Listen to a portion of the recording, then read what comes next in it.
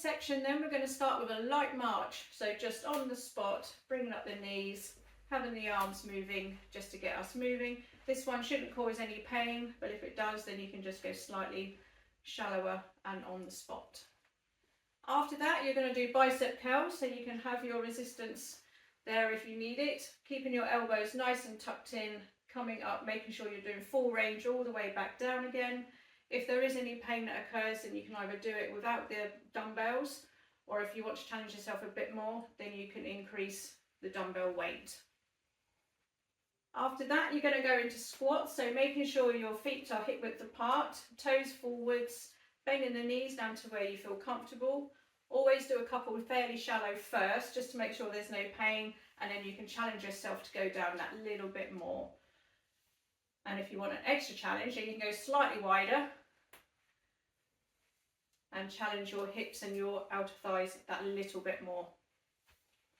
After that, we're going to go back to the dumbbells for lateral raises to give the legs a rest and go to the arms. So from there, you're going to keep your arms nice and straight, palms facing you, and then taking the arms out either side, raising up, keeping them nice and straight, up to shoulder height, and then back down again. Again, this can be done without any weights, with your current weight, or you can increase the weight if you want to. After that, we're going to go back to the legs for the ski hold sit. So it's exactly the same as a squat position, but this time when you squat down, you're going to hold that position. Really good for your upper thighs. Any pain, you can come up slightly, or you can come out of the stretch just for a couple of seconds and then re-sink back down into it. After that, we're going to go back to the arms for the shoulder press. So grabbing your dumbbells, having your palms facing away from you, and then from there, raising the arms upwards, up to the top, and then all the way back down again. If there's any pain in the shoulders or anything like that, just go to where you can, or do the movement without any weights to begin with.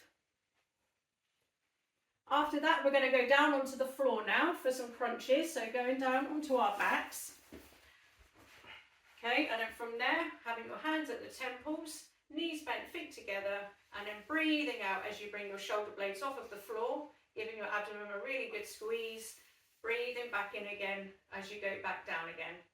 If you get any pain, then you can either have a rest, or you can bypass and go on to the next exercise.